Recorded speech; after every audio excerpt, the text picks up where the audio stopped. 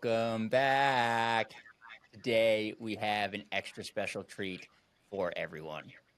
My guest today is a self-taught scientist, an inventor, and one of the world's leading innovators in molecular hydrogen therapy. He is the creator of the first and only open-cup molecular hydrogen tablet, a technology that's been featured in over 21 clinical trials and 17 peer-reviewed publications. He is also the co-founder of Inhale H2, the world's first safe and effective hydrogen inhalation system, which is set to launch in 2025.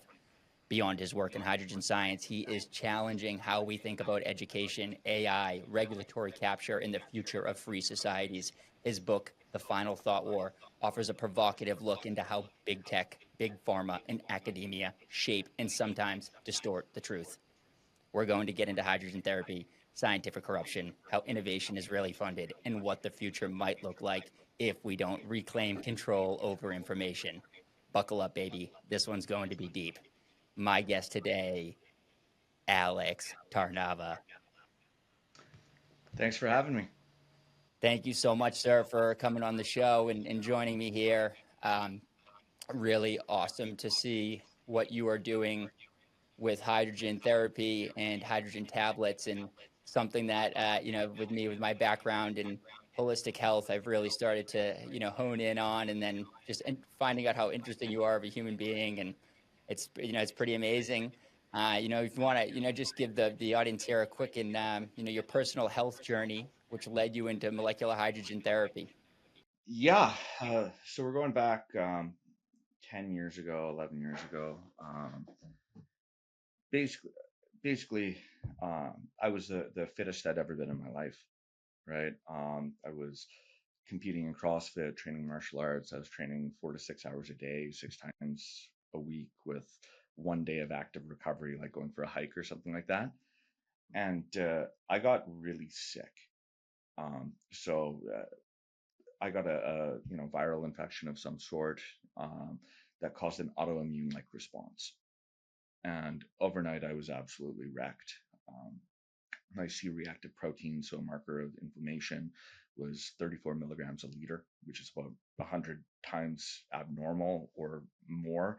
Like now, mine are undetectable, like below zero point 0.1 milligrams a liter. So it's wild stuff. I had sudden onset narcolepsy. If I'd sit down for a minute or two, I'd fall asleep. I was sleeping 16 plus hours a day, and I had central nervous system fatigue. So what that meant is I couldn't do anything reactive. I went from having a 54-inch plyometric box jump, being able to string together 20 bar muscle ups unbroken, to I couldn't jump an inch off the ground, right? And couldn't even do a chest to bar, right? But my strength was normal. My squat, my deadlift, my bench press were unaffected, right? Because it was just my central nervous system that was hooped, so to speak. And this lasted a couple months, 2 or 3 months. And when the dust finally settled, um, I was left with osteoarthritis in 11 joints. So polyarthritis, the worst of which is my left shoulder, which is bone on bone arthritis now with multiple labral tears. But at 29 years old, um, that was pretty devastating. And the doctors in Canada basically told me I can never work out again, right? Just, have to walk, and, you know, change everything, basically be like I'm 80 years old, is what they told me. And they put me on 1,000 milligrams of naproxen a day, which is like Yeah, basically, let's rip up your gut as fast as possible. yeah, yeah, like 5 times a leave. Let's call it super leave, and cortisone injections. And I just knew this wasn't a forever solution. At 29, I can't do this for the rest of my life. So I just, all the time I'd spent training, I just dove deep into finding anything to regulate the inflammatory response in my body. Because even back then, when it went down to normal, my C-reactive proteins were still circulating at about 3 milligrams a liter, which is what you'd expect when you're sick, right? Not when you're healthy. So I tried like every biohack there was. I did all this stuff. One of the things I did, I bought this $5,000 water ionizer machine that said it made hydrogen water, because I'd found some research on hydrogen, and I just was incorporating everything and going about my merry way, and stubbornly continuing on in CrossFit and training and everything like that, which did a lot more damage because it's a lot of strain on the joints when I should have day one changed how I was working out, but I didn't. I was in denial, 29, stubborn, stupid. Um, but I think it was about 9 months went by from a September to a May. And I ended up fainting a few times in the gym. It turns out I developed multiple ulcers from the naproxen intake. So it shredded my gut in short order, as you alluded. And No surprise there, right? yeah, yeah. So I wasn't processing my nutrients properly, which is why I was fainting at the gym, getting lightheaded and everything. And I had to abruptly stop the naproxen. Um, After stopping it, my joints completely froze, within a few days, showing that none of the biohacks I was doing, none of the supplements I was taking were working. It was just the drugs. Um, and that kind of pissed me off because I was spending a lot of money on all this stuff. And basically, I just went back to PubMed, started reading more, going deeper, and I found a bunch of new studies on hydrogen and hydrogen water, which really pissed me off because I had this $5,000 machine and it wasn't working. And at first, I'm like, that all this research is a scam. But then it just dawned on me, and I'm like, well, how much hydrogen am I getting? Right? It must be like any other molecule. What's the dosage? And what dosage am I getting? So I started buying the full papers, reading the materials and methods, and not a single one of the trials was using a machine like I bought. So then I found a reagent to test for hydrogen in the water, and it was undetectable, right? I had to triple the input to reduce a single drop. So it was like 0.03 parts per million. For context, the tablets in 500 milliliters of water get over 12 parts per million. So hundreds of times more H2. And that is one of the big early scams in hydrogen water is every brand just says we're hydrogen water. And they don't actually say how much hydrogen is in it. And now we're getting into these concentration wars where companies will jack up the concentration. Even some of my customers will, say the concentration is higher because they're putting the product in less water, but then the dosage actually goes down because it's not linear. So for people understanding, say if one brand is saying 12 parts per million is 500 milliliters, right? That is 6 milligrams of H2 that you're getting drinking like that. Whereas another brand might say 18 parts per million in 250 milliliters. You're like, well, 18 is better than 12. But no, then you're only getting 4.5 milligrams of H2 instead of the 6 milligrams. So this all works. And when my customers are doing it, I'm like, yeah, it's accurate. That's what our gas chromatography data shows. But I'm trying to educate consumers better that you have to start thinking in milligrams. What is the dose you're getting, right? And really, if they're saying put it in 250 or they're saying put it into 500, what I say is put it in up to 500 milliliters, the most amount of water that you can chug and drop down. So for a young, healthy person, that should be at least 500 milliliters. I mean, I put several tablets in 1 liter of water a day. So that's, what is that, 33.8 ounces, for the American listeners. Yeah. But I have no problem first thing in the morning chugging a liter, right? Most people do, right? A lot of people have a hard time chugging 16.9 ounces, right? So in say like our middle-aged metabolically impaired studies, usually they're using about 12 ounces of water, and in the elderly studies, they're usually using 8, right? Because that's the most like an 80-year-old can gulp down. So that's important to Do remember. you But have to double your dose because when you're going to 1,000 mLs, do you have to double your dose? oh, I actually I put in more. I mean, it's not linear, so as you put in more tablets, the same amount of water, it doesn't double the amount of H2, but it goes up, Yep. Okay. right? So for simplicity, I put 4 or 5 in 1 liter, and then I'm getting probably 20 parts per million in 1 liter. So I'm getting 20 milligrams of H2 in a single Right. shot. Okay. Right. Yep. Are you And doing that? I find I need that to loosen up my joint. So I don't take any anti-inflammatories or anything like that anymore. Are you It, just taking that in the morning? yeah, right now I'm taking it in the morning. I switch up my routine. Sometimes I take it in the morning on an empty stomach. You always want it on an empty stomach. Don't do it after you've eaten, carbohydrates of any kind. It's actually one of my first discoveries that I have a pending patent for. It's a continuance on my first filing, that alluded to it. Is I've been able to stabilize the hydrogen bubbles in water using polysaccharides, right? And also even turn it into dense gels and foams, right? But what that means is if you do that in your stomach, those polysaccharides could trap the H2 long enough to pass through your system, right? So don't drink hydrogen water after you eat a carbohydrate or fiber rich meal. I say empty stomach. I also really like taking it right before a hard workout, um, or sometimes I'll split it up. Say if I don't sleep that well, I like splitting it up to twice a day. I'll do first thing in the morning, and then I'll do late afternoon, again on an empty stomach for a pick me up, for a boost in energy.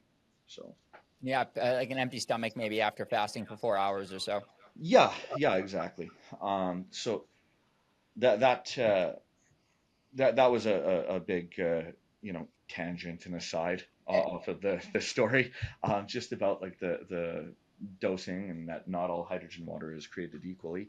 Um, but basically, when I tested this, I was pissed off at the company I bought it from, and the sales rep who I bought it from, who I know he actually used to work for me on one of my first companies that I founded. Um, but it also gave me some hope because I haven't tried hydrogen, and this research is looking really interesting. So I went about trying to make hydrogen water myself using elemental magnesium, and found out magnesium was heavily controlled by, the U.S. State Department and DoD, right? I eventually had to go through like a 9 month background check with the State Department to get clearance for exportation and everything like that. But Magnesium. yeah, in the early days, that wasn't an option, and especially because I was sending it to in my kitchen when I was crafting stuff. So I found some suppliers that would sell to me mostly from Eastern Europe and China, but it would arrive saying, like a silver paint powder color, right? Because I realized I ended up finding out like you actually can't import it or export it from these countries. Like everyone who makes it controls it. But I started mixing. First, I was mixing powder blends. They have some problems, and there's some additional danger. But a lot of my early work was on powder blends, to make the hydrogen water. But then I started compressing them into tablets, to solve some of those problems that I was having. Um, and when I started compressing them, and at first I was sealing them in a container using something called Henry's Law. You increase, the pressure, and it forces more H2 into the water. And I was getting like 3 parts per million, using these gasketed thermoses, right? I was drinking like 2 liters a day of it. So I was getting like 12 milligrams of H2. It was a decent dose. And after about a week and a half, my joints started loosening up, right, of getting this higher dose. And I'm like, holy shit, there's something there. And I was like, measuring my flexibility, in the mirror every day. I'm like, okay, I like this isn't just placebo. Like I have better function. There's something here. Um, but then I had a bit of a sober second thought, and thought to myself, I understand the basic chemistry at play here, but I'm not a PhD chemist, right? I don't want to be poisoning myself, if there's something contaminated. Um, and I don't know if there's any like other reaction going on other than the main one that's creating a toxic byproduct in the water. Like, and I need someone to figure this out for me. So first, I'd sent some of the powder to the labs, and the stuff I was getting from unreliable sources in China and Eastern Europe. Again, it had too high heavy metals for chronic use for sure. I ended up finding, a grade in the U.S. that's used for pharmaceutical applications, like biodegradable joints that you use after a surgery, right? Mhm. So it we pass every test, like even the strictest in the world, like California Prop 65 with flying colors, you know, now. But that took a lot of work and a lot of figuring out. But It's pretty incredible because if you just look at any type of food or anything that's shelved on the products in major grocery stores, a lot of that stuff is contaminated with pesticides, heavy metals. yeah, and we'll talk about that later with the other project that I'm a strategic advisor on. But basically, I found my founding partner, Dr. Richard Holland. He's from the pharmaceutical industry. He's a PhD in organic chemistry. He designs molecules, for drug targets.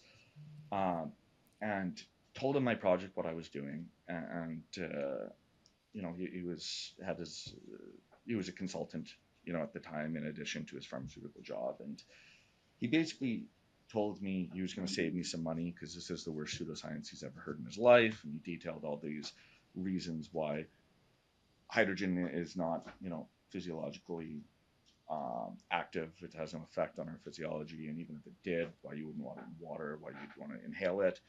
And to his credit, that's exactly what we used to believe, right, and is taught. But I'd read every single paper on hydrogen at the time because I was getting really into it. I'm an extremely obsessive person. When I get interested in something, I'm like a lockjawed pit bull. Like I do not let go and I do not stop. Um, so I was able to rebut every single one of his points with peer-reviewed He evidence. was like, "Who is this guy?" I said, "I bet he was like saying, 'Who is this guy? I'm the expert. I'm the foremost expert on on creating molecules in Big Pharma.'" And this guy shows up and starts on something that I know is not the not the case, and he's rebutting me on every single thing, and he's bringing facts. So actually, interestingly, I find most scientists, not all, most scientists are okay with this, right? They don't care what your credentials are. They only care what you know, right? And what you can back up. Most medical doctors are not like that, right? And fall back to the credential fallacy, right?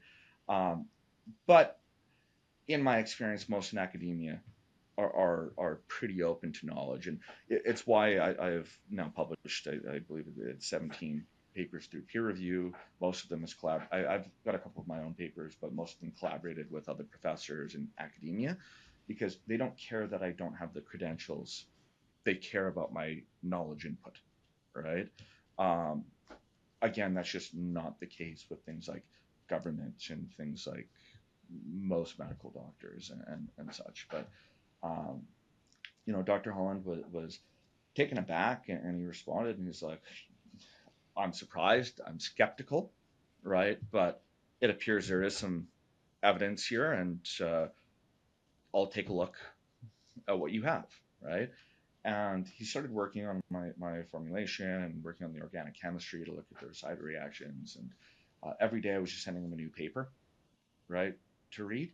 And serendipitously, I found or I sent him the study that I'd read on a certain disease model that was quite effective. And I was unaware, but his current project was developing small molecules to target this disease state. And he called me and said, "Hey, would you like to meet for lunch? I want to go over some things." And I went to meet him near his you know near his office, and he basically said, like, listen, all the previous studies you've sent, I'm not a subject matter expert.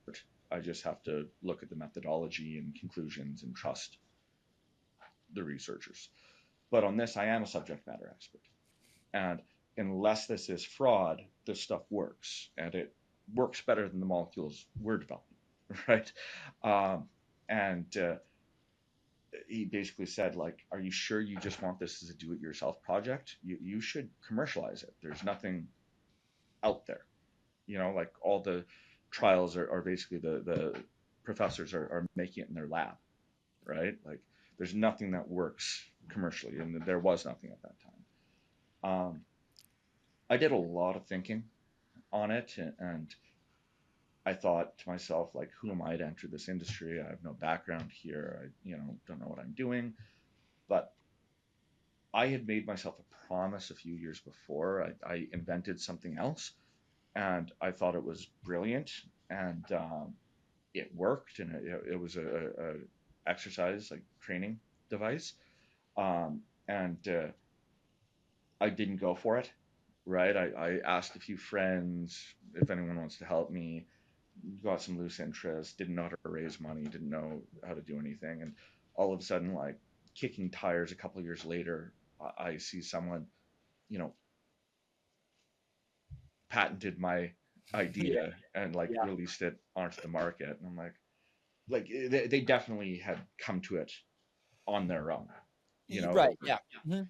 someone in like Illinois or something, and I'm in Vancouver, Canada. Like, there's no way it traveled through. And ideas do come to people independently, throughout all human history. But it just that was my mid 20s, and I just had said to myself, if I ever have another idea, I have to go for it. Right? I cannot question myself and let someone else do it later and have regrets. And so I went for it, and as I started like, looking into filing the patent and everything, and sort of talking to lawyers and sort of talking to you know corporate attorneys about like securities law and to raise money. Um, the securities attorney that I had thought it was a really cool idea, and he said, "Listen, like, I'll give you all this, legal work for free to get you set up, so long as you keep me as your lawyer.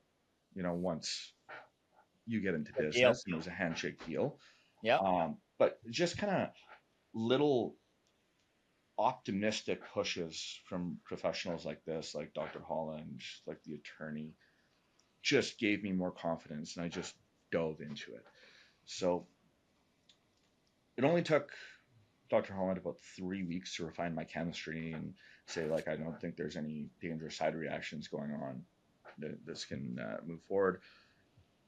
But it took over a year, um, 15 failed scale up attempts, and thousands of iterative adjustments to our formula and process to get our first production ready tablet. Right. So it's not in the same universe of difficulty making these like tabletop in a mortar and pestle or in a single like, like research like punch, or scaling it up to make millions at a time. And especially considering the danger aspect of scaling it up, right? Because this is using elemental magnesium, it's metal magnesium. It is burns at 5,600 degrees Fahrenheit, 3,100 Celsius, right? It's the white in fireworks, right? That's why it has a lot of military applications for like flares and like, bomb ignition and stuff like that. A lot can go wrong if you don't know how to manufacture with this stuff and do deep due diligence. And as you're putting in all these safety aspects and as you're adding things to be able to produce it en masse, it changes how the reaction, you know, occurs. So again, it took thousands of iterative adjustments, but finally we got our first production ready tablet. Since then, we have we've stopped counting. Could be 10,000 iterative adjustments to get to where the tablet is right now, and we're still always progressing. Actually, Where do you guys produce the tablet? so right now we're producing them in Southern California, Mhm. but with how much demand has surged, we're going to have to set up a couple additional manufacturing facilities. So this is starting to hit like mainstream mass awareness. And in the last, like in March, April of this year, 2025, we've already sold more than we did all of 2024, right? And like not through April, just in March and April, you know, in January and February, we're rising too. Damn, dude, that's incredible. What do you attribute that to? I mean, a lot of big names, are jumping on board. One of my customers, and I went on his podcast, was Gary Brecka. He's really been spreading the word. Joe He's Rogan all over talked it. about the tablets on two separate episodes, a Yeah. few weeks ago. I think they did one during an episode when him and Gary did an episode. Yeah, I think him and Gary talked about them for about half an hour.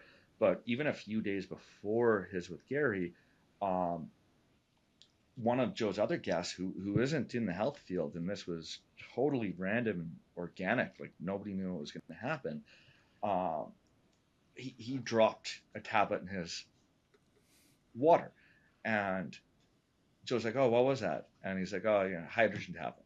And he's like, "Oh, like Gary Brecka's?" And the guy's like, "Yeah, I'm all in with them." And Joe said, "Yeah, they're great. I love them." Right. But then a few days later, after that, he said he was addicted to them, dropped them in his water on air. Yeah, it's just been pandemonium. But I mean, our biggest day in getting in orders from all our customers in April, I forget what day it was. It was a Wednesday, but our biggest day, we actually took in more orders for tablets to manufacture than we did our entire year of 2022. Right, in a single day. oh, So it's went from this that's really growth, niche, baby. yeah, it's gone from this really niche thing that only like longevity doctors and functional practitioners in some offices were selling, and that biohackers were aware, and some top athletes were aware but not really talking about, to now like millions of people are aware and buying these. What So what a cool thing, and in regards, I think this is good just to touch on because, Gary specifically, he promoted hydrogen water, water bottles for quite a long time. He was selling, water bottles that cost like $260, and he was all about them, said that he studied them, said that he, it was all this. And then now if you listen to him, the water bottle doesn't even exist. It's not even a thing in his marketing anymore. It doesn't exist. It's only the tablets, and he's going so hard with the tablets. So just yeah, it's curious. and the big thing on that is with the bottles. So when he first got them and was big into them, he tested, and some of the bottles do make up to 5 parts per million, but that's in 250 milliliters, so that's about 1.25 milligrams of H2. But then he became aware that the bottles start leaking over time. Actually, sometimes pretty rapidly within a few uses, other times within a couple months. And once they start leaking, the gasket leaks, or once the membranes start deteriorating a bit from using over and over again, all of a sudden that same bottle that you spent a few $100s for, some of them are even more than a few $100. It can go up to $500-$600 for these bottles. But all of a sudden you test it maybe sometimes a month later, sometimes 2 months later, and it's not getting five parts per million. It's getting often less than 1 part per million. 0. 0.6, zero point 0.7 parts per million. You know, and so now you're getting like 0.15 milligrams of H2, which we know isn't therapeutic, right?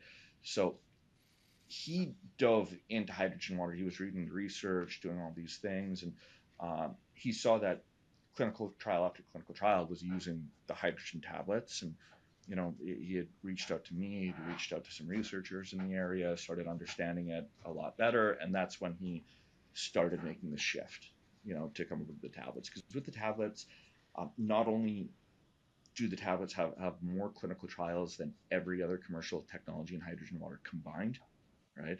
We get the highest concentration and dose of any technology by a landslide. But importantly, every tablet is new and fresh, so you're getting the same consistent dose over and over again, right? Rather than any machine that every type of machine deteriorates over time, right? It just depends on the speed. So with the hydrogen tablets, it's consistent. It's this consistent dose. That's why researchers want to use them. And yeah, it took some time for him to switch over, right? Because when you go to private label technology, it isn't like, okay, I like this, I can get started tomorrow. No, you have to figure out, branding. It has to go into manufacture. You have to go through legal and regulatory and everything. So it was a bit of a process, But to his credit, when he found out about better options, he immediately started doing all the work, in the background to transition. and to learn, because it's great that he's doing it in the background, but I do want to hold, the influencers and people who are influencing, the technology I want to hold them accountable to, to what they say. And so I would love, and I don't know, maybe he has said this, but I would love for him to come out and talk about that. Like even in your episode that you did with him, you guys didn't necessarily talk about that, where, the hydrogen tablets are, the hydrogen water bottles are not as effective as the hydrogen tablets. And, that this is why. And, I think he should tell his audience that more. Yeah, I know. I think he talked about it on Joe Rogan, Oh, right? okay. So Yeah. um, again, I don't know his business in and outs, but But he's I legit. He's legit. He's the one who's doing the research, and like he can have it because on air he sounds great, and but I just don't have a personal relationship with him like you do, and so he yeah. sounds great. He sounds like he passes the eye test, but can he keep up with you? Can he keep up with when you're talking science? Um, so the thing with Gary or any generalist, right, it is most of them will turn to experts, in different fields to get advice and get feedback and try and incorporate it. And it comes down to which expert they're talking to, which is why you might get one generalist who is saying all the right things on topic A and all the wrong things on topic B because they put their faith in the wrong expert. But in my experience, he's been open, he's been receptive, he's tried to, change what he talks about when presented with new evidence, which is exactly what you want. Um, sometimes he might get things wrong because again we need generalists who can communicate and we need experts, right? They work in tandem, right? One of the hardest things with a generalist is if someone has told you something wrong before and you've ingrained it into your long-term memory, it's exponentially harder to rewire your brain with the new evidence, right, than it was to learn the wrong information first. But to his credit, he is often messaging not just me but researchers in the field, asking questions, asking for clarifications, and trying to ensure he's staying accurate. Yeah, that's good to hear because anybody who has a following, it's something that I've had to start to think about responsibly. I don't have Gary Breckett's following, but I have 20,000 people who listen to this show, and knowing that I have impact on them and products that I talk about and that I use, I just we got to be careful, and I'm glad that he is being careful, and I'm glad that you are holding those people to account because I know it's not just Gary. You're dealing with tons of Dr. Gundry, Will Cole, people like that are developing their own tablets, correct? Yeah, Dr. Mercola, Yeah. tons of different ones. And again, I talk about this a lot in book three of the section three, book three of the Final Thought War. And it is the big problem, with generalists is in my experience, most of them are super friendly, super receptive, want to learn. If the people they're turning to have good honesty and integrity and tell them the right things, they get those messages right. But sometimes a con artist gets through and feeds them the wrong information. And that can't really be a slight on the generalist because as a generalist, it's impossible to know enough about every single subject, right? To You can't be an expert in 100 different things. You can have a good understanding of 100 different things because of your communication with experts in each one of those information silos, right? Those expertise silos. Um, and I call out, say, like some of the mainstream skeptics. Some of them are fantastic. They change their views based on new evidence. Others refuse to, and these ones who are refusing to change their opinion to hold down their skeptical line, like just default derision over and over again, they're actually driving generalists in certain regards closer to the con artists, right? Because if they say things and say 80% of what they say is right and they mess up and get 20% wrong or 10% wrong, and this skeptic says it's a complete scam, they're a fraud, nothing they said is accurate, and just goes on and refuses to give any credit and just give a correction, well, now that's a fight and emotions are involved. right? And then a con artist whispers, no, they're paid by Big Pharma or something like that. And it actually widens the chasm and stops us from being able to communicate with each other. So again, in my experience, most of these guys, they want to learn, they want to know, they want to say the right thing and have integrity, and be accurate. And we need to go after the con artists that are deceiving, but also to go after the skeptics who are using obstructive skepticism, mainly attacks and character attacks and everything like that, because that triggers an emotional response, which leads them to potential con artists. Sometimes to people who have good integrity, but sometimes to people who have ill intent, right? That someone can be an expert and have ill intent, right? Like they're not mutually exclusive, right?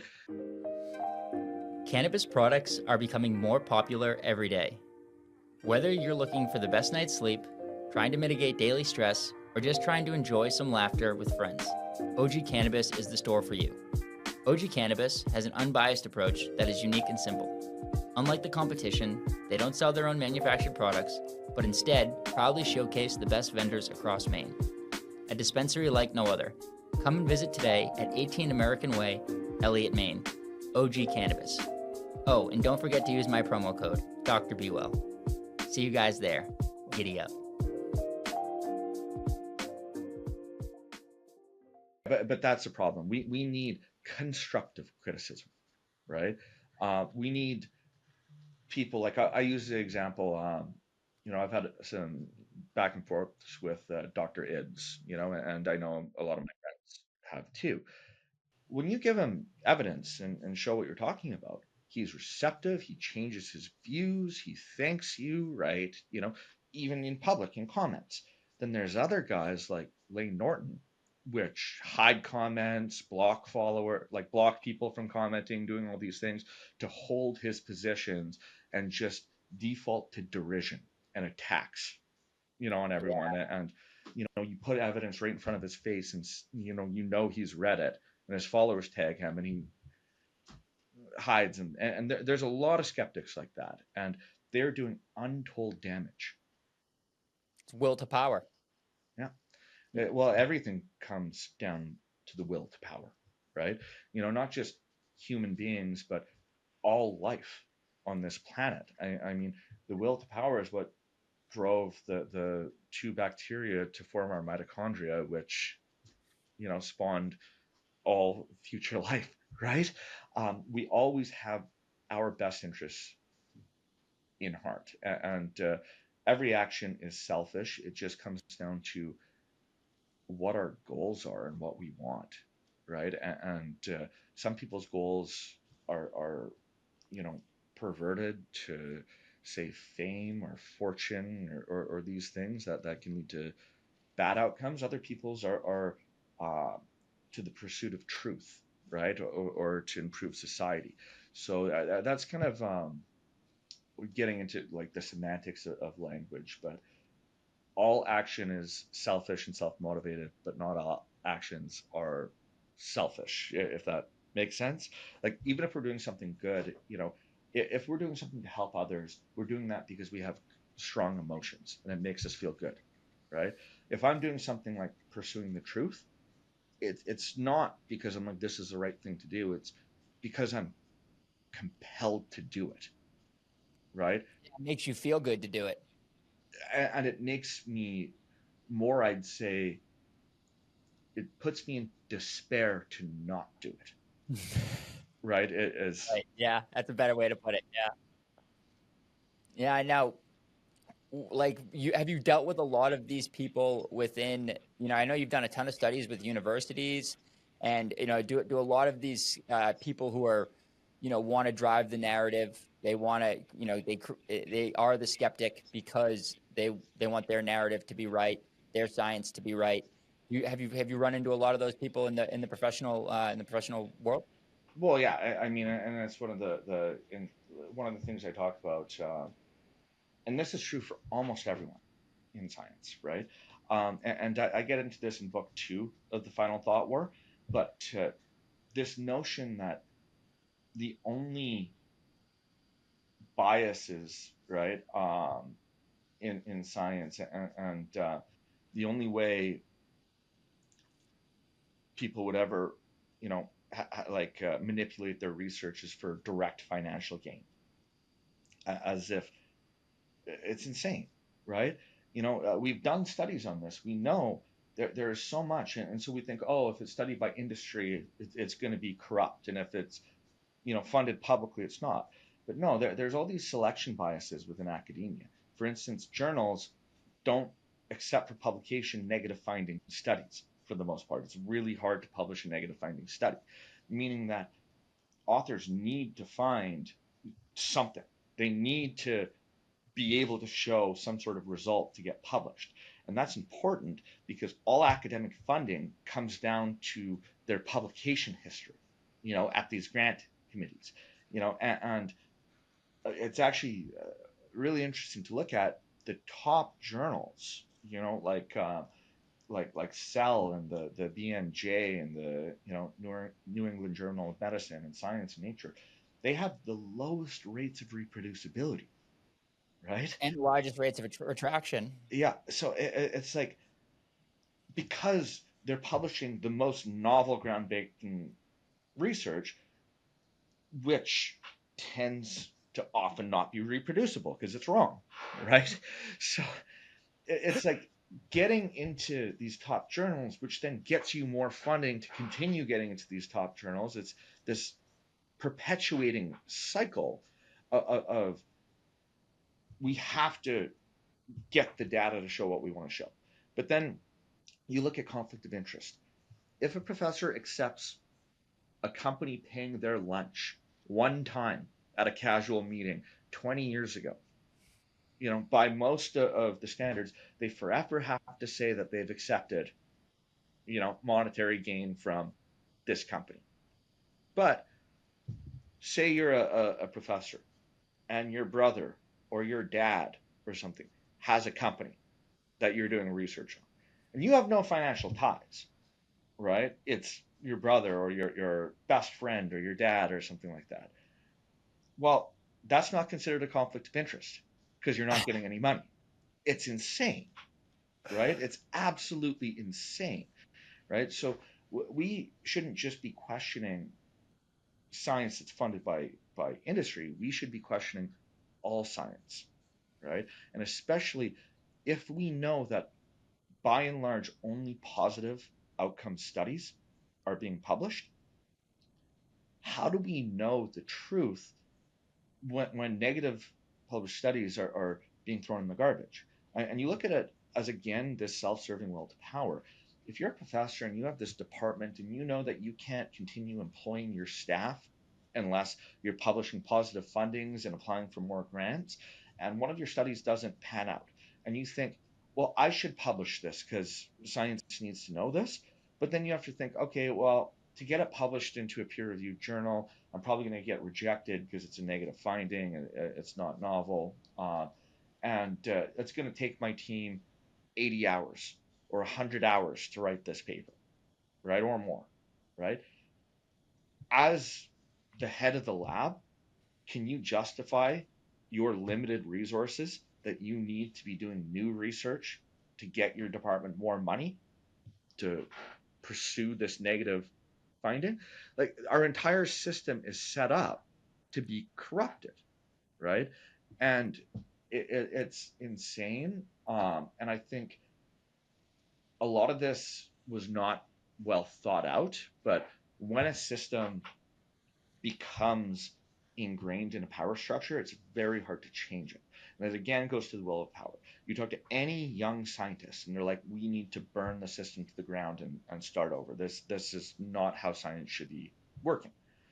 But they're beaten into submission, right? They can't get through everything because at the top are all the scientists who 30 years ago, 40 years ago felt exactly the same way, but slowly worked their way up through the system to be at the top. And now the system's working very well for them, right? So why do they want to change it, right? So each generation keeps perpetuating this cycle, even though each young generation sees how dangerous and damaged and flawed it is. Because once you get to the top, you have no more incentive to change it because it's working for your interests. Yeah, that sounds like a lot of, a lot of things that have happened within society where people they don't put their hand back because to help out because it's like, well, maybe they will, they'll help them out in the system that exists, but it's you have to go through this system and then somebody shows up who's out of the system and saying, well, the system's broken, it doesn't work. Or I actually hate to say that the system is broken because it was created this way, or I feel like it's It's yeah, it's working exactly as intended, and I don't say that from any um, conspiratorial angle, right? I talk about in this book, and actually I have 7 books written now that'll be releasing every 4 or 5 months. Um, and the next one will come out in October, and then the one after that in January, right? And I talk about them as a theme throughout my 7 books. These are emergent systems that they basically emerge out of chaos because everything starts in chaos, and those at the top influence how the systems run.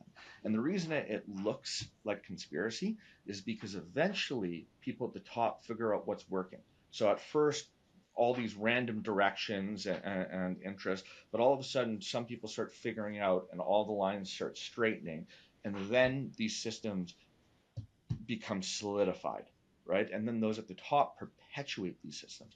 Now they might be fighting amongst each other, right? Like like you look at Meta and Apple having all these fights over what they constitute privacy, these billion-dollar battles between them. But at the end of the day, it's because both of them want to control the data, right? That they're yeah. having this fight. So at the top, they're all fighting. They are not on the same side for the battles, but for the war, which is absolute control, they're aligned. And that's why the systems propagate, because once they've solidified into these emergent systems, everyone at the top is best served by keeping them. But they were not constructed with intent, they emerged out of chaos. And then once they've emerged and solidified, it becomes sort of like a tacit collusion, right? There is no darkly lit room, with cigarette smoke haze where the elites of the world are talking about how to control society, right? There doesn't have to be, right? Because these emergent systems come into existence, and then everyone at the top, no matter how you got to the top, perpetuates them due to the will to power and because it serves them once they're at the top. Yeah, it's such an interesting take, and I definitely agree with it. I agree with all of it. I do think maybe there are some folks in the elite circles who maybe come together and there's some deception going on, and there some of those dark lit rooms. Maybe there is a little bit of that, maybe. But Yeah, for sure. I mean, even look at I think one of the greatest evils that's befallen the world is you know um, speculative investing in the stock market, right? And no one person gets credit for inventing the stock market because it was hundreds of years ago, and it was a group of like many bankers, at like a summit that all came up with the idea. I think in the 1700s, I can't quite remember. yeah, So I mean, there are things like that, but they were just thinking about how to make more money. They weren't thinking about how to control all wealth in society, right? And it's like every step that happens, every decision that happens, you and I talking is a conspiracy. If we want to get, you know, into the nitty gritty, of what the word conspiracy means, right? We are conspiring to put out a certain message right now. So yes, everything is a conspiracy and nothing is a conspiracy. It depends on how you look at the definition. I think that's a new thought that nobody's like really discussed, and I think like somebody like Joe Rogan should have you on his program to talk about that and to really go deep into that because I think it's people are all over the conspiracy thing right now, and they're trying to figure it out, and they're trying to figure out why. Like, well, how could these people do this? Why are they just this bad? And no, it's will to power. It's they what they want. Sometimes there is a percentage of them that have perverted views, but mostly it's just money, power, and influence, and those that can be perverted for sure. But what it creates this system where it's like, okay, if I'm, yeah, like you said, task inclusion. If I'm doing this and it's going to help me out, then you can do this too, and we'll do it together. And this, we'll move. What do you think about COVID with COVID-19? Do you think that that was kind of just something that was thrown at people because the tacit collusion, people must have been pretty jacked up from that. Oh yeah, I mean, you look at a lot of the things that went on, and you can just pinpoint how different jurisdictions dealt with things, and different jurisdictions all utilized the pandemic as a reason to propel their own political thoughts, right? It all comes down to perpetuating what you want to happen, right? And in every instance, we can typically find a justification for why any new crisis should advance our beliefs, right? So it wasn't a worldwide conspiracy. It was a something happened, whether it was a lab leak or whether it came from animals. So much of that data has been obscured and hidden and destroyed. So it seems it's likely it was a lab leak, but we might never know for sure. What actually happened. There's multiple plausible explanations, but the fact is it happened, right? And there was no worldwide conspiracy because so many different groups behaved in different ways in different countries, states, provinces, and other countries like jurisdictions. Every politician, every business, everyone was pushing the power they had to propel their own self-interest. Yeah. Yes. Yes. Yeah. Yeah. Mostly, I think some people, I mean, this may just be I need to figure out my own self interest, but I definitely wasn't, you know, I could have made more money if I decided to believe that COVID was as harmful as people were saying it was, or if, going into, if it was harmful as it says it was, I could have made more money doing different jobs, but I chose to not do that because that's my own will to power. My own will to power is not to is not to celebrate pharmacy and not to celebrate that system. I want to do it in a different way. So it A makes hundred sense. percent, right? And it all comes down to willpower because it all comes down to our emotional state, right? And what makes us feel good, right? Or more accurately, what leads to us not feeling as much harm, right? And for some people, that's money and power and influence, and others, it's something else, right? It could be family, it could be um, your interests, right? Your beliefs, right? Like all of these things. Like I'll use myself as an example, and I'm not trying to do this from any moral angle because morality isn't really relative. We all have different morals based on how it makes us feel emotionally. What matters more is communities of shared values. Because if we don't have shared values, we can't agree on anything, right? But for me, money isn't that important to me. I've had countless offers from venture capitalists, to buy into my technology that would instantly make me a lot wealthier than I am right now. I could easily do an IPO right now and probably get a multiple nine-figure valuation, right, on my Mhm. technology Yeah. and companies, and go live in a mansion, right, and be stinking rich. But I don't want to do that. That's not what I value, right? I like solitude. I like reading. I like thinking. I live on an acreage in nature, right? I like seeing animals walk across my property. These are the things I enjoy, right? And the second I do one of these things, I'm beholden. And again, when people look into corporate conspiracies and they're like, this has to be conspiracy, it's not a conspiracy. It all goes down to precedence in the law, right? And I talk about this in a lot of my books. It's something called shareholder primacy that has held this precedent since 1919. When the Dodge brothers Yeah. sued the Yeah. Ford Motor Ford v. Company. Dodge, right? Yeah. Yeah. Um, so, but basically, what this precedent said is that the only thing that matters to an executive is returning maximal profits and interest to the shareholders, right? So say you're a good, logical, reasonable, ethical person, and you believe in a company, right? And you've only been given, part of the story the whole time, and you believe it's you're doing good for the world, and you make it up to the top, and now you're the CEO, right?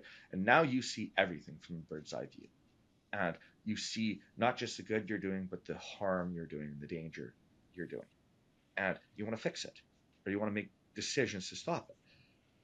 Well, you can't, right? Because now you have a fiduciary duty to shareholder primacy and maximizing profits. And if you do make changes and there's just a single shareholder that disagrees with these changes and say that you harm their investment, then you have breached your fiduciary duty. You could be sued, you'll be blackballed, you'll never run a company again, your family will suffer, you'll suffer, all of these things. So it's not conspiracies. It's everyone is doing the only thing that the system allows them to do, right? You face immense harm in multiple ways to do anything else. And that's why I've kept my business, you know, private, right? Because I have a few shareholders, but they're all close friends, and they've all signed away their rights to shareholder primacy, right? And signed away their rights to audit. I make the decisions. I do what I think is ethical and right, and they've all returned, 100 times their original investment, over the last 7 years. So they're not complaining at all, about the small I'll send loss. you some money to sign away my shareholder primacy 100%, brother. With those numbers in March and April, giddy up. Yeah. Um, so I mean that's the more you understand about how our society works at every level, the more you realize that these aren't conspiracies to do evil. That the systems have emerged and solidified, and now people at the top are doing the only thing that they're really able to do. Yeah, it's kind of like entropy, right? Like you create a system, and then the system that could be great. At first were creating these companies that were helpful. They were giving people jobs, and Ford wanted to you know give back to his company, reinvest his profits into increase operational to make cars cheaper for people. Let me introduce you to Elevate, a premium functional mushroom company focused on supporting your highest potential. They offer a range of powerful supplements crafted from the finest medicinal fungi designed to naturally enhance your well-being. Elevate carries everything from mushroom tinctures, capsules, and teas to their delicious mushroom-infused coffees.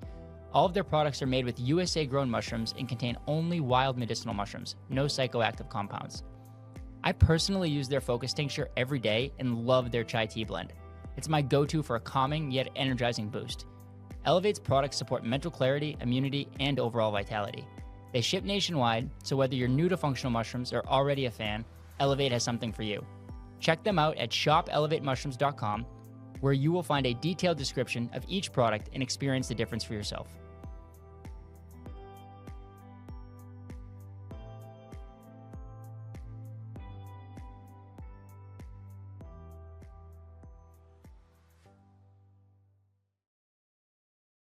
Yeah, and not only that, he wanted to raise wages for the workers, and he wanted to reduce the price that they were selling the cars for, so that all workers could afford one. Um, but at the time, they were sold out on back order.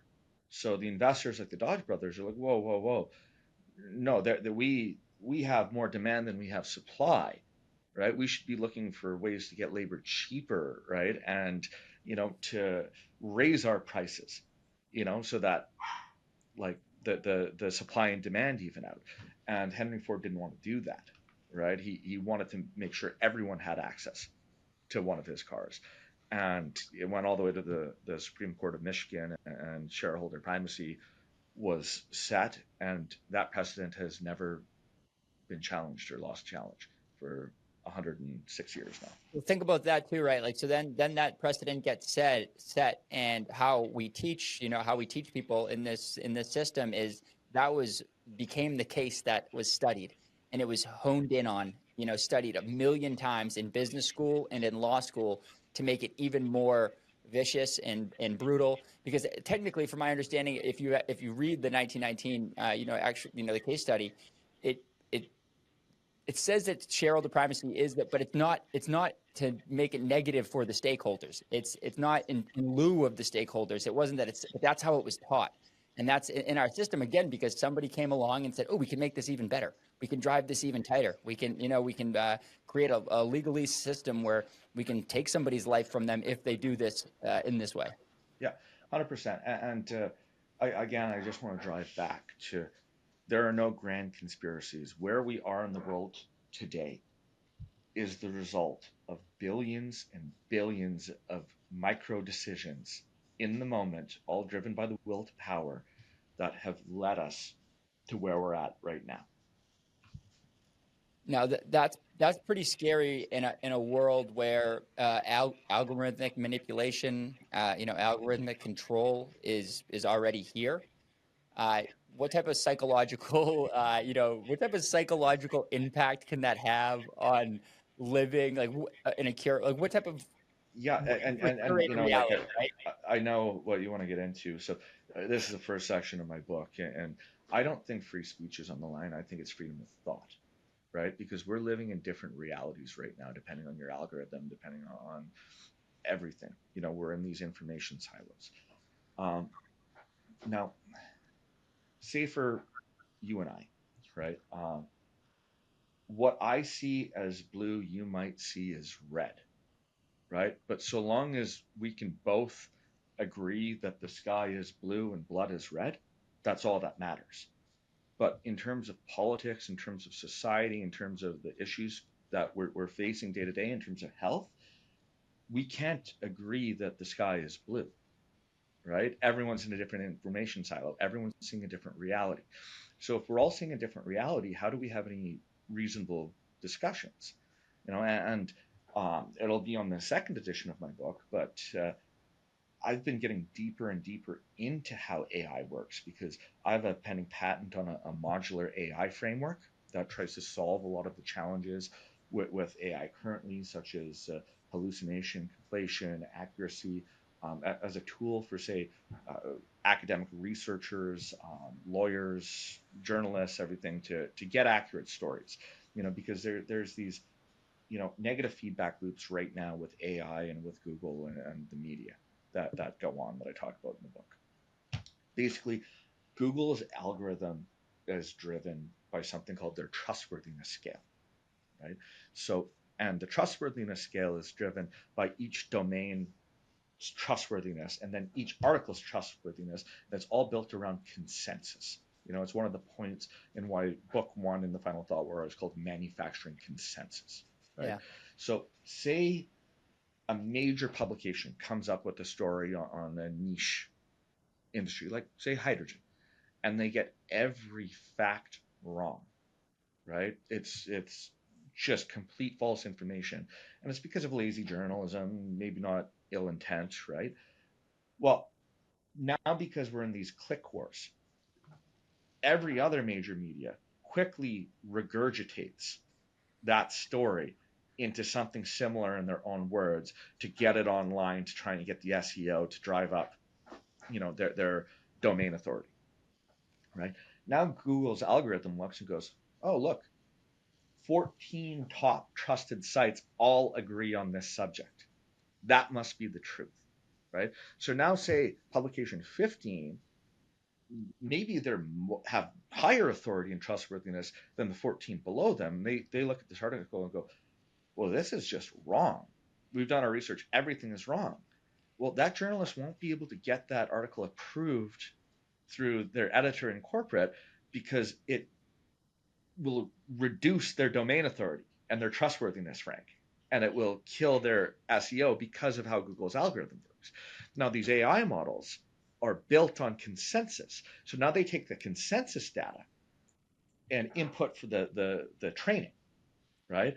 So the consensus data can be wrong because of this negative feedback loop on how Google algorithms trustworthiness works, right? That's actually the same thing in science that I talk about. We're living in an age of science that Einstein might not have been able to publish his work because it was too far out of consensus, right? And Yeah. everything is based on consensus, and that is not what the truth is, right?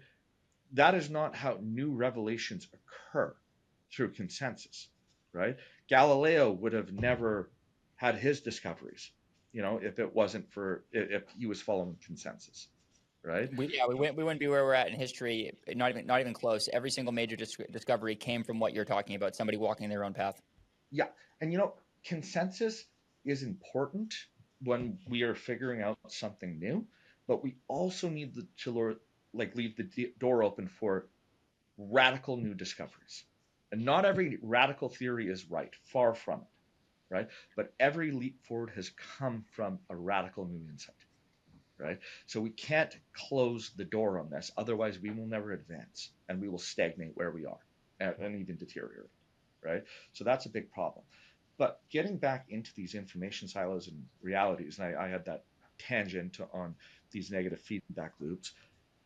I, I started writing this. I filed a pending patent on this, and I'm working with multiple, PhD AI experts, right, for AI in medicine and such, um, designing the flow through, and it'll be a modular system, so you plug in multiple other AIs that are good at different things, and Hmm. it's to try and utilize logic, accuracy, fact checking, and everything.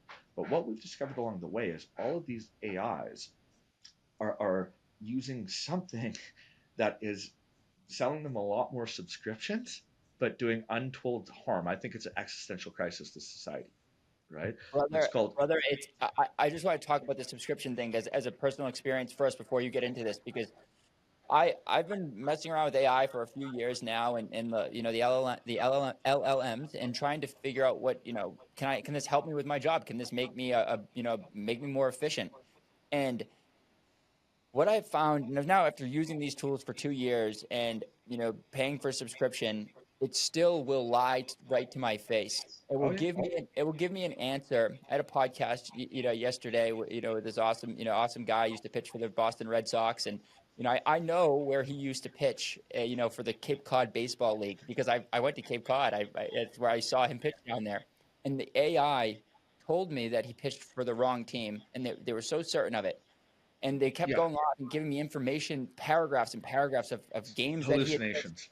Yeah, of It's the it's all hallucinations. hallucinations and And conflations. It's wild. I've done this 100, maybe 1,000 times with it, and it still lies to me. And if I don't know the facts, and if I don't challenge it, it will let me go down my merry way, and positively reinforce me the entire way. On my book releasing in January, called "Manufacturing Minds: Education Systems War on Free Thought," I go into this. We're getting into this dangerous situation. There's already a cognitive divide, between the average person and thinkers, and AI is going to be, and already is, the great amplifier, right? For people who know how to think and are experts on a subject, AI can dramatically speed up what you accomplish and get done, because you can read and know when it's wrong, call it out, get it corrected, input the data you want, train your dedicated model. And that's what I'm going to get into. Everyone's AI model is different, right? We're not all getting the same responses. We're getting wildly different responses. Um, but then what most people are doing is they're looking for these shallow, immediate answers.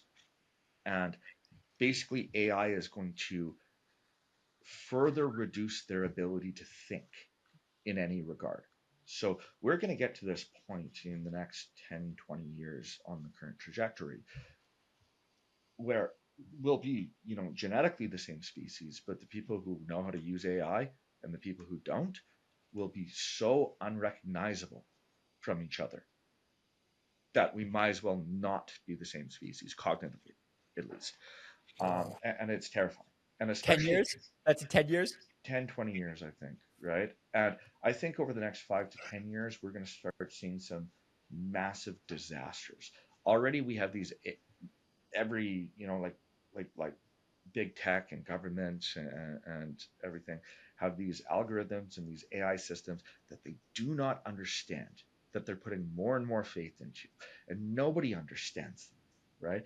And when mistakes start happening, when we don't understand why the mistakes are happening, and we don't have backup plans and solutions to fix it, and we don't have anyone trained to understand the intricacies at a systems level, on this stuff, it's going to be catastrophic, absolutely catastrophic. It is.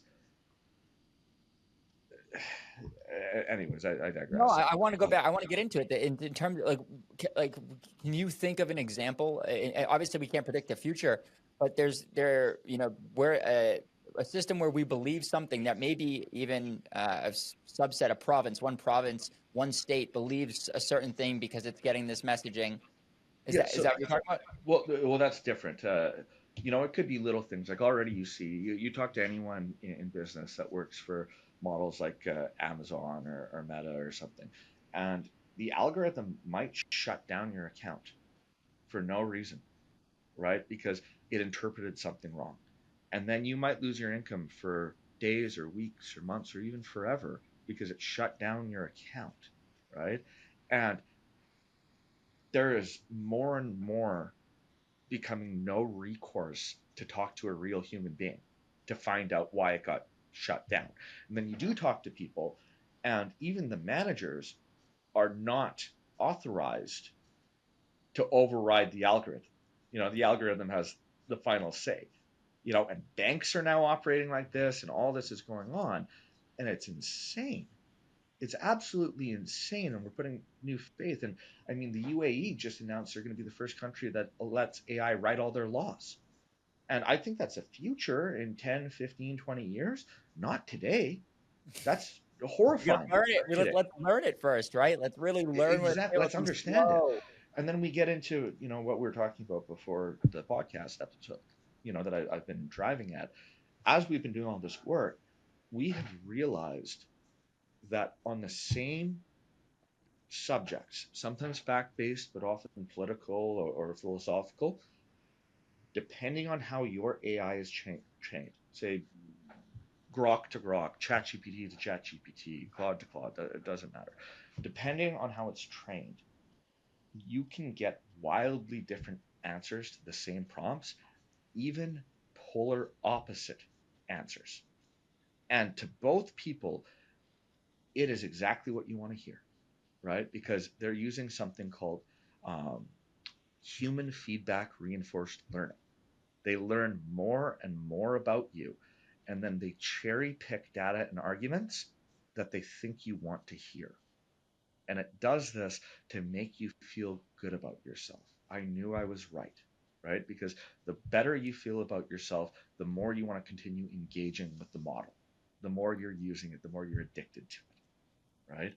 And it'll reinforce and say things like, that is truly insightful. Very few people, understand this. And it just, you know, like caresses your ego, right? And I, strokes your ego. And I say to it, I don't want to read that. That's a waste of my time. And yeah, I have to train the model to say, this is a waste of my time. Stop trying to train me this way or trying to make me feel good. No fluff. Want the answer. Use it as a tool. yeah. And it's very difficult. Like you can do that. And then slowly it starts doing it again. I prompt it on every single question, Alex. I'm Yeah. telling you, every single time that I So, start. that's actually what my modular framework has. So it's this system that's using the models, and as you use all models behind the scenes, it's putting all the prompts that automatically go in before you write your manual prompt, I right? love it. So it saves all the time and all these steps. Yeah. Because when I'm doing it right now, often it's now faster for me to just free write by hand than to write paragraphs of prompts to ChatGPT and then to Claude and then like going through the circuit that I do to get it to behave how I want to. And you have to do every single response, otherwise it'll deviate back to what it wants to do. Which is tell you what you want to hear. Um, and it, I call it my credo, and every AI that I engage with, I'm basically on a lower level. I think I'm doing what you're doing. Is that on every AI that I engage with, I create a credo, and it knows this is my credo. And every single prompt that I start off saying, "Hey, we're starting with the credo," and the credo is no fluff, only truth. No bullshit, no lying. I'll send it to you and share. I'll share it with the guests too. It's a pretty cool one. I'll use an example that a friend of mine did. We were just trying to see how far it goes. With any prompt you do, these AI models are designed to give you light, subtle pushback. Like, did you mean this? Right? If you meant this, and go on, rather than just saying, no, you're stupid. That's wrong. Right? So we use a ridiculous one, and it gets into this is kind of what we get into, indoctrination. It's some perfect stories that I have from manufacturing mind that I've been adding. So I was doing these classes. So I've basically been offered a PhD from a couple of the schools that I work with. I've done all the work basically to get a PhD. I can get one rapidly accelerated because of my publication history, my patents, my knowledge of science, my contribution to science. I just have to get, that pesky prerequisite of a bachelor's degree first, which is torture, like pulling my nails out. These people are so fucking stupid. It blows my mind. But in the science of mental health class, have you read Aristotle? Yeah, I bet. So, I'm really bad with words. I did eudaimonia or something. His philosophy of like our best definition of it now is flourishing, human flourishing. Yep. But throughout reading, like his ethics on this, it's all about flourishing through strength, through suffering, right, through overcoming everything like that. This class has redefined it to happiness and then gone on to say happiness is derived through comfort, right? And avoiding stress and all these things. It's insane. It's The only way fucking is through. insane. You Yeah, the cannot only way read is through. Aristotle and think that that is what Aristotle meant, right? No. But this is what this class that this university is teaching is saying. So a friend of mine, just tried to see if he could get ChatGPT to agree, and he's like, I think it means happiness and comfort. And then ChatGPT said, like, if you mean that, happiness and comfort are achieved by like making yourself stronger so that you're more comfortable and can deal with things more, then you're absolutely right. That's a great insight. And he's like, no, I believe it's by avoiding any type of stress always, right? Yep. And then rather than say no, absolutely not, like you need to read it again, it said very interesting and profound take, right? And it goes on to say why he's right. And it was just a test. How ridiculous can you say your statements to ChatGPT? Because if you dig your heels in and you're like, no, this is what's right, after you do that a couple times, it just agrees with you. It And it does. makes up shit to make you think that you were right all along. Yeah, dude, it's so subversive. And I have friends who are like like successful business leaders, and they're telling me how it's helping them. Like you said, so people who know how to use it, it can be helpful. But even the people who know how to use it, they're still being subverted in some way. They're still being coaxed. Their confirmation bias is still increasing. Yeah, no, I have, and I'm really trying to check myself, and this is why, even with my books, all my books, I employ an interdisciplinary team of various PhDs, from different areas that give me pushback and feedback in different areas, use their AI models, that they have trained on ways to like contend against what I'm saying and expanding my logic with mine, because you need to steal your positions like this through fire, not through confirmation, right? And that's how I try and get to everything is through this active, uncomfortable debate, you know. And if my thoughts are wrong, I want to know that they're wrong so I can adjust my positions, right? Because how do we grow otherwise? Um, but I thought that's what it was going to be for. I honestly thought that what it was going to be for, and and well, still think that it can be, it right? can be because this human feedback reinforced learning is actually relatively new. The early AI models didn't have it. And that's why you get like wild responses, aggressive responses. It would tell you you're stupid, like all these things. But then people were canceling because they were angry, because people don't want their feelings to be hurt. And then we Bring get it, back to dude. We need shareholder that. primacy, and now they have to figure out how to retain their subscription. So they add the, human Have, have, feedback reinforced learning.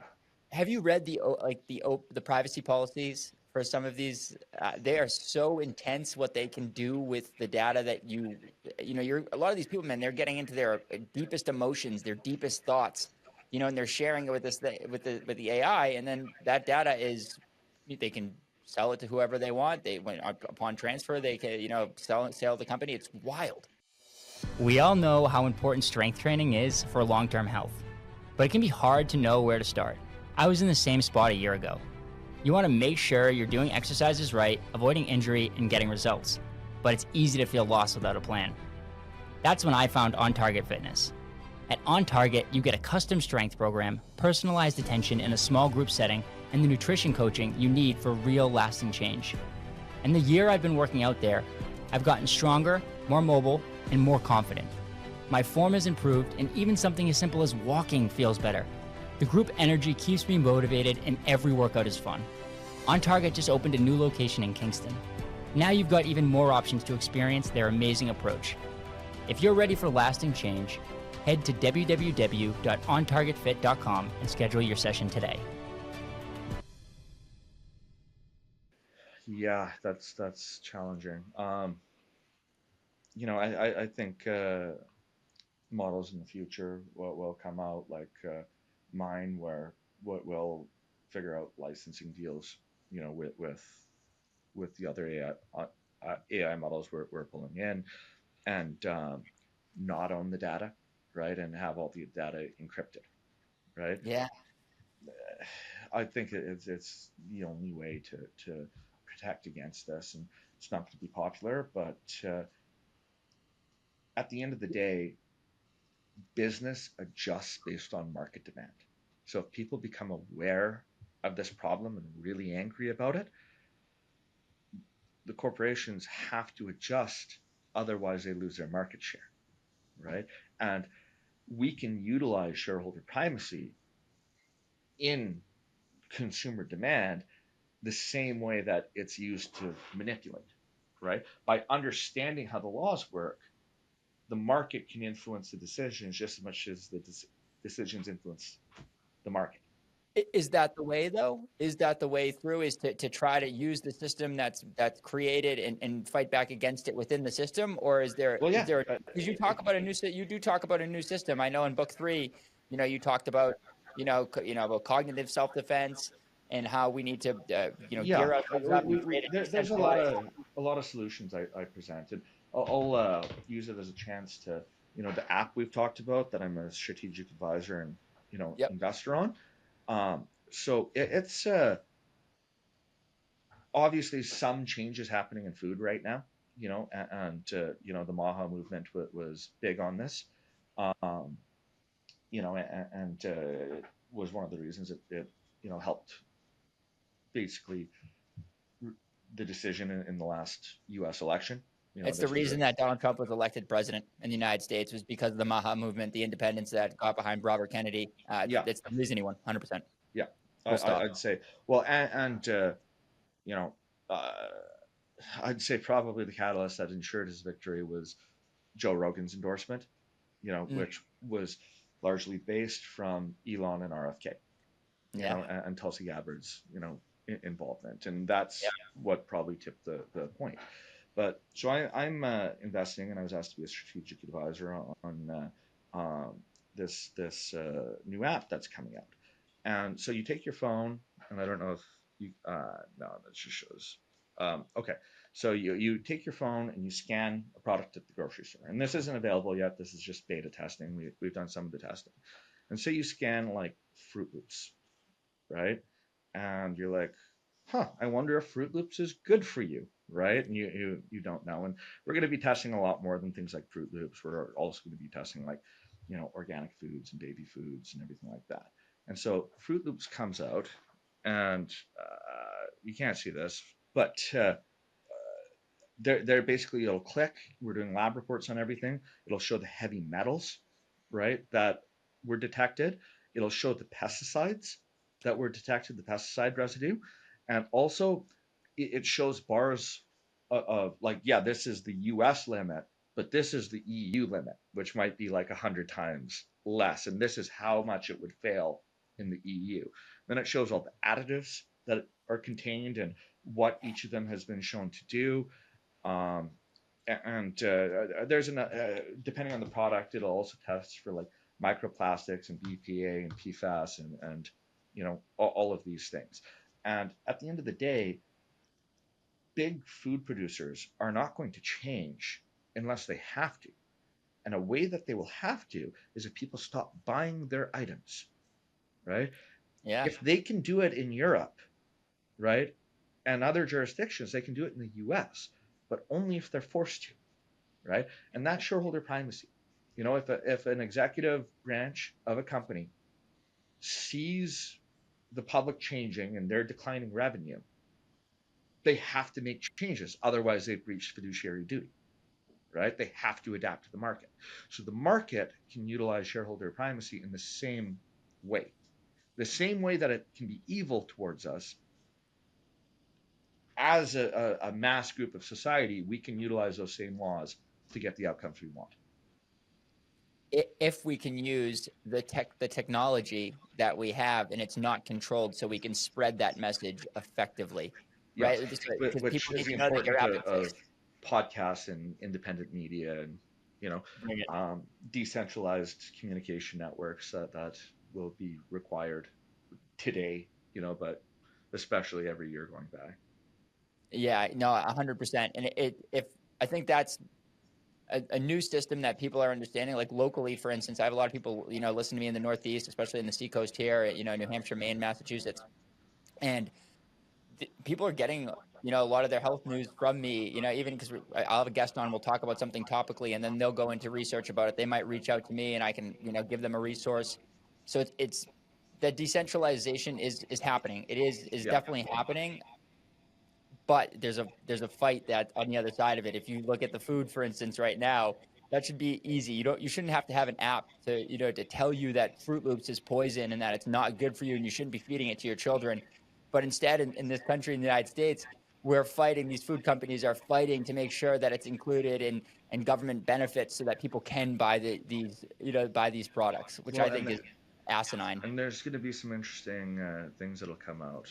One of the things I'm talking about, we'll be testing, is on certain products like baby food, testing depending on the affluence of the neighborhood that the store is in, because there's been research showing that these big food companies send lots that don't quite hit spec to you know poor neighborhoods, Yeah. right? And there can be wild differences between what is in a high end wealthy neighborhood and what is in a ghetto And they in the have same that. product. It's very easy right now, right? Because what's at the market basket is different than what's at the Whole Foods. Yeah, It's easy.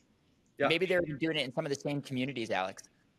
Where there is a market basket and the people who are poor are shopping there, and then at Whole Foods, no chance. I mean, it's with everything, right? You go and look at the avocados at Whole Foods, and then look at the ones at Hannaford's, and they're different. yeah, yeah. But same within the packaged goods, because you know Dude, a so lot might they yes, made of maybe they course. have to irradiate a lot, or maybe they had to add other chemicals to you know kill bacteria, or do something because something was spoiling.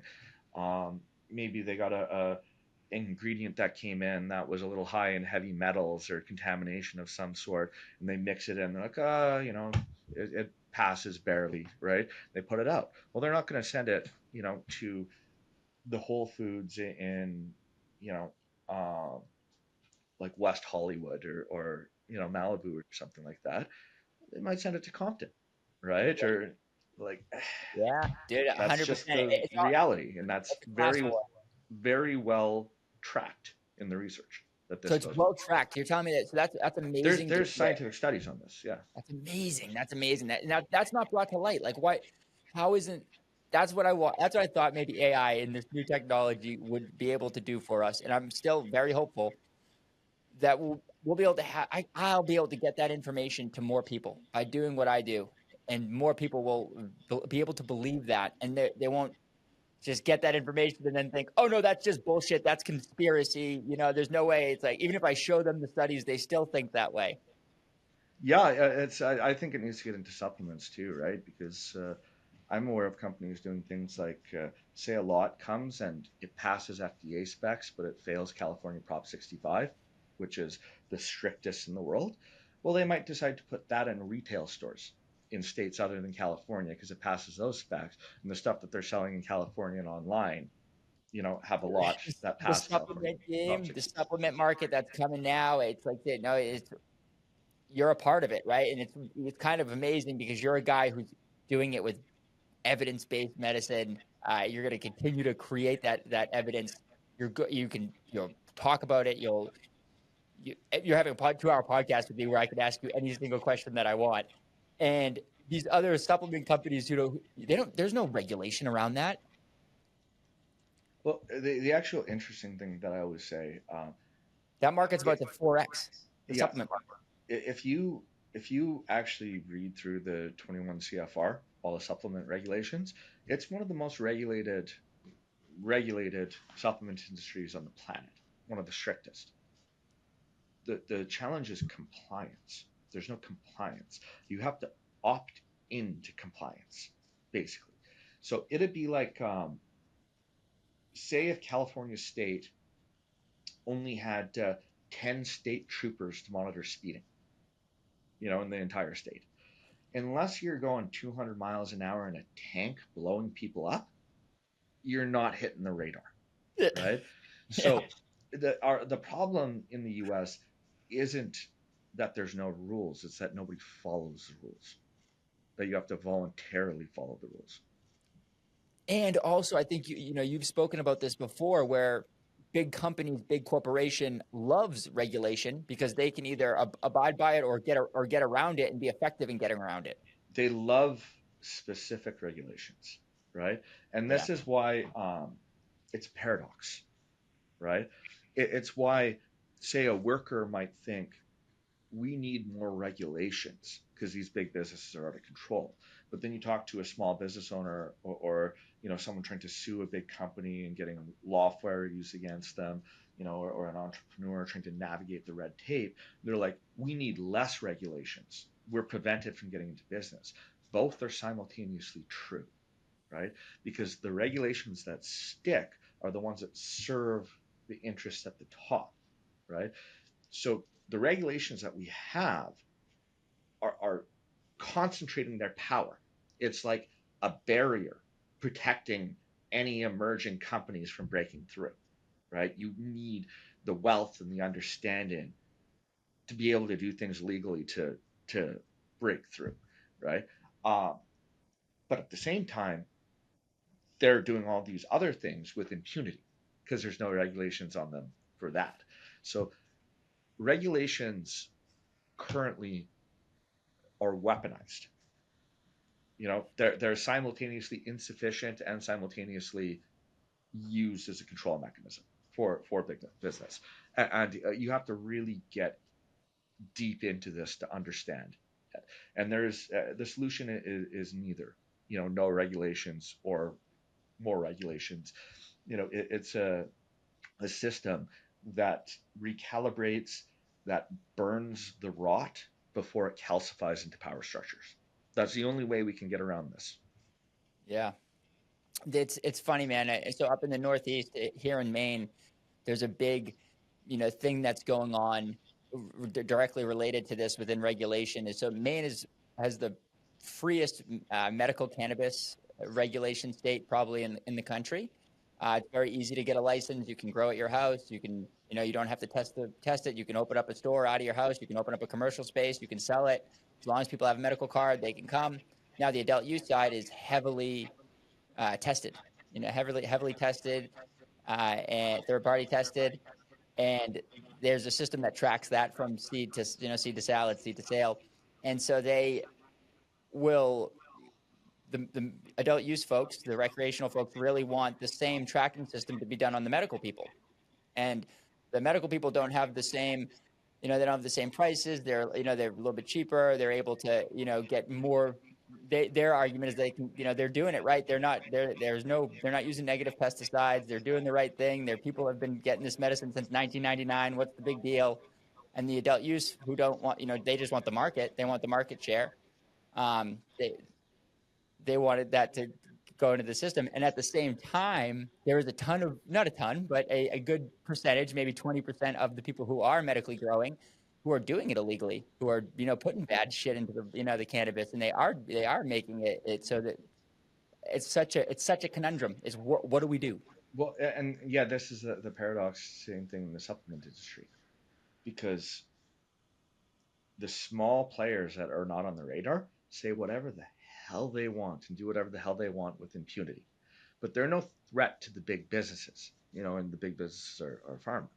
And then if you follow the rules and you do everything properly, like say with the hydrogen tablets, we have an expert panel report to FDC and FDA standards that validates 21 structure function claims and growing, and how the tablets will benefit your health based on what the clinical trials and the secondary, evidence validating it says.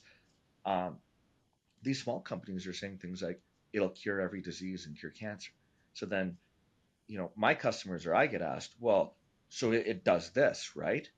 And we say, well, no, there's no evidence for that. But consumers don't know. They're like, well, this other company must have figured it out because they're saying it does. You know, but as soon as you get big enough saying those, then that company will get taken down. They'll get arrested and everything like that. But the ankle biters can operate with impunity.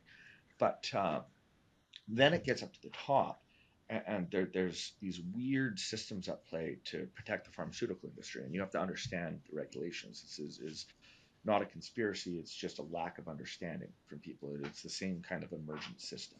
So, for instance, whether something is a supplement or a drug in the U.S. comes down to who filed first.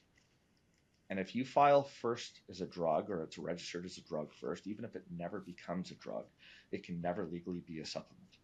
But if you're a legal supplement first, and only something like only 4% of supplements in the market have filed for an NDI, and there's like a 70% rejection rate. So almost no supplements have new dietary ingredient status, right, or GRAS status on record with the FDA. So what this means is when companies don't do their due diligence and opt into compliance, all of a sudden a supplement works, and then all a pharmaceutical company has to do is look to see if they ever filed legal with the FDA. They didn't. Okay, well, we're going to put it in with this IND. And maybe they never do a study on it. They never even bother to look into it. But now that supplement's off the market because it was filed first as an IND, right? And Yeah. that comes down to, of course, the pharmaceutical companies are going to do this because it's in their best interest, right? So why aren't the supplement companies learning the laws and figuring it out? I bet that they will, as that market is gonna 4x in the next 5 years. Maybe I've talked about it enough on every podcast I go on to explain how this works, but it also goes into some weird things like how we define a drug and how we define a supplement, right? So, for instance, drugs have to work by targeting a certain receptor, right? Or having a very specific, you know, pharmacological effect, an agonist, an antagonist, something like that. Supplements can only have claims that improve the healthy structure and function of the body. So you can't claim anything for disease. It has to be within a healthy range. Well, if you can maintain health and improve health when you're not in a disease state, it can also improve it once you get into a disease state, but then you need to have a drug claim. And then what a drug does is different than what a supplement does. But only a drug can treat a disease, and supplements can only keep you healthy. It's this bizarre thing. There's plenty of applications where a drug can be used on a healthy person, right, to maintain health, or use specific drugs, not all You drugs, got specific about drugs. you got tens of thousands of people taking metformin right now that it will never have diabetes. Yeah, I take metformin. I am taking an experimental drug right now called tesofensine, right? Which is a pretty cool molecule. It's a triple agonist of serotonin, dopamine, and norepinephrine. And it was originally under phase 1 to research for Alzheimer's and Parkinson's, showing some moderate benefits, statistically significant, roughly on par with other drugs for those outcomes in the market. But they noticed unintended side effect of massive weight loss, right? Because it's affecting your reward system in the brain, so you don't get the same cravings, right? So I started taking a low dose of this, and yeah, it's reduced my cravings. But I was looking at it from food to control, like not eating too much chocolate or limiting pizza to 1 or 2 slices when I have it instead of the whole pizza, things like that. Well, I've quit drinking now. I a few times I've had a glass of wine with my dad or a colleague or a friend, and it still tastes good. I still enjoy it, but I have no urge to have a second one. So it's cool. That's amazing. Now, is it something that's long term? Is it indicated for long term therapy? You always need to be on it, or is it something that you can change the neural networks in your brain around those neurochemicals? We don't know yet. It's currently in phase 3 trials. So So cool, we dude. probably won't really know until the like phase 4 trials, post market surveillance on Can, stuff can, like can this. you get me on it? Can you get me in the trial? I don't know. I got it off the black market. Okay, okay, giddy Full up, giddy up. disclosure, I love but it. I love it. I love it. yeah. So I mean, there's plenty of drugs that can maintain health, and there's plenty of supplements that could improve outcomes. In a disease state, but it's just how the regulations are written. That we can't actually really talk about this or discuss it. It's madness, in my It's opinion. dude, it's such madness. I mean, and if you think about during COVID, like the madness that went into that, we knew that certain supplements were showing health and were being benefit, and nobody looked into that at all. So vitamin D, zinc, no, thank you. We don't want anything to do with it. Yeah, yeah. I'll be able to talk more about our phase 3 COVID trial in about 2 years, right? When my NDA expires. Yeah, yes, sir. Get a little bit of a debacle there, and you just back into the how research can be subverted, and Yeah.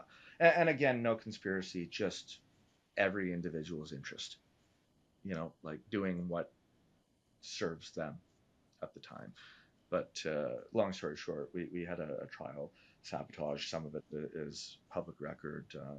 You can read the publication and see that what I agreed to was um, to be given. It was before the vaccine rollout in 60 plus, individuals with comorbidity, right?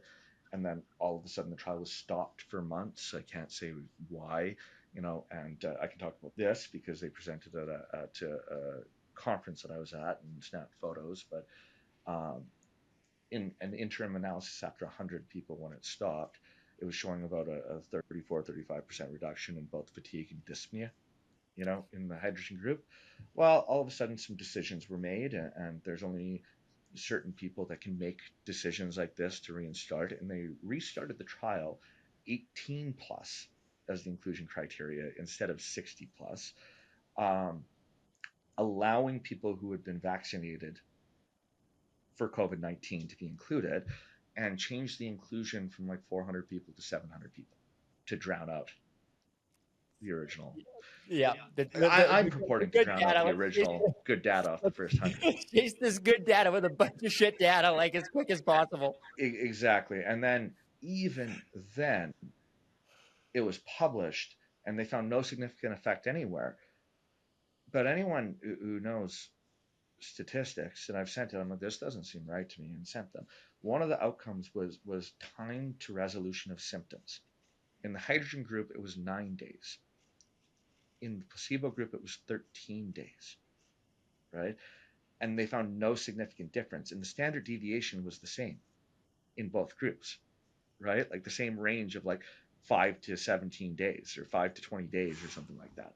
So when I've sent it to a few statisticians that looked, they've all said like the statistical model that was used to determine this weak trend and no significance is either intentionally used to find no results, or such gross negligence of someone who doesn't understand what statistical method to use that it's insane. But it got published, and yeah, it's yeah, Were it's you, were you able to? Are you able to analyze? Will you be able to analyze that with a different statistician at some point? we can look. They own the data. Is the Yeah, I problem? mean, and too, just from my background, that's pretty clear. If you had, if you were within one or two standard deviations, and you showed a 4 day increase in symptom reduction, you had your outcomes, you had your endpoints that were solid with and even when they conflated the study, you still showed that, which is incredible. Yeah, Yep. So that's again, I can't say exactly what happened. All I can say is I had signed away my rights when I donated for the trial, and most of it was funded by grants from a certain government that this took place in, and that was who funded the expansion of of the Yeah. study Yes, sir. also. Yeah. Um, and yeah, it's my protest fell on dead ears, and I stopped getting responses. Yeah, they were giving you the AI. At that point, you could even get to a human being, right? That stuff's crazy. Yeah, man. Well, hey, I feel like I could talk with you all day. I do know you have to run. I do hope that we can have a couple more of these conversations as I read more of your books and I get to know you more and Yeah, understand. I'm on I'm on the the HRW. I'm on the hydrogen. I've been doing it now for since we talked last, and I feel great, man. I really do feel awesome. Talk about joint mobility. I do hit workouts quite a bit. Where I'm moving around and that reflexivity. Dude, my burpees have never felt better in my body. Like it's amazing. It's yeah. amazing. No, Um, it's some cool stuff, and we actually didn't even get into the science of hydrogen. For those listening, if you haven't heard me elsewhere, it's kind of like exercise for your mitochondria. Yeah, it's this molecular echo from our evolutionary past, right? Hydrogen has been with us since our last universal common ancestor. We evolved to create hydrogen gas, and we don't get it anymore because the way we get it is fermenting fiber, right, in our small intestines. Well, throughout human evolution, we consumed 100 to 150 grams of dietary fiber a day. Today, a person on a standard American diet gets 10 to 15, as low as zero or 1 to 3 if you're on a fast food diet. So, bacteria is like any living thing. If you don't feed it, it dies. So now, by the time people hit middle age, often they don't have the bacteria anymore to make hydrogen or make negligible amounts. They make methane instead. So the only way most people can get it is through supplementation. And also because of what we've done with horticulture and stripping fiber from every food source over the last 10,000 years to make it easier to eat. That's actually why our teeth are bad too, right? Because we're yeah, not yeah, chewing yeah, 100%. anymore. Um, we basically, even someone on a raw food vegan diet can't get the level of fiber from their food that we evolved to get every day. So that's why you want to supplement with hydrogen. Um, it's a form of hormesis, but a very mild one that has very profound benefits, and it shows to work with all other forms, mitigate damages, and potentiate results. It's super interesting, the research on hydrogen and what it does. Does the fermented foods have anything to do with it? I know because I know Well, so many. those will help your bacteria, right? And Right. your microbiome. So you can potentially get your microbiome back to produce H2. There's actually some interesting research. We can build back the bacteria. That, like you said, if you get to middle Some age and you bacteria and some can't. We know that some can come back really fast, and others might take generations, right? So it well, really depends. Um, you need the bifidobacteria. We know that's a good one. yeah, but it's this was an observational study done in centenarians in Okinawa, Japan, and it found that these people who were over 100 had higher breath hydrogen than the average young person, right? Including their direct descendants that were a couple generations below. And we know societal wide that breath hydrogen declines as we age and breath methane increases. And we know that as methane increases in our breath, it's correlated with basically every disease outcome, right? And mortality. So somehow the centenarians, probably through diet, right, and everything, in these blue zones have kept the H2 high. So it's pretty profound stuff. But yeah, we'll talk maybe more about that because I have a long chapter in my second book about this. So for those listening, What this is my first book, The Final Thought War. Second book, I actually like a lot better and has been a lot more of an emotional experience for me. Um, it's called Stress Hacked, right? How to become stronger in a civilization designed to break you, right? And it has a yin yang concept. So on the one side is stress hacked the mind, right? And you flip it inverted, and the other is stress hacked the body, and they meet in the center. Yeah. Yeah, dude. When do I get access to that? It's finished. It's almost finished. It's like 97% through editing. And then we will give it a few more read throughs. I'm hoping it's fully done by about July to release in October, because for this first book, our Audible isn't done yet. I want to get the audio version done for the release Yeah, of the second book. yeah, So I need a definitely couple do months that. for that. So I want to release it in October. Release it in October. I'd love to give it a read through. Let me Yeah, know I'll, whenever I'll it's send you. I'll available. send you a PDF version before Yeah, please, the final release. please, man. And I can't wait. The hydrogen therapy that's being developed by you and has been developed by you and is being marketed now by you say 100 companies. I can't wait to have a conversation with you in 3 months, man, in 6 months, and to see where we're at and to see where this keeps going. Because I know that you're on something, and I it's because of you. It's because of your morals, your ethics. We need more people like you in the future. I'm glad to have this conversation with you. Where can if people want to connect with you, where should they do that? So I have my personal website, alextarnava.com, right? That kind of keeps up to date with what I'm doing. My book's actually free for download as a PDF on the website. If you want to get it on Amazon or get the Audible or the Kindle or anything like that, they're all set to the lowest allowed price from Amazon.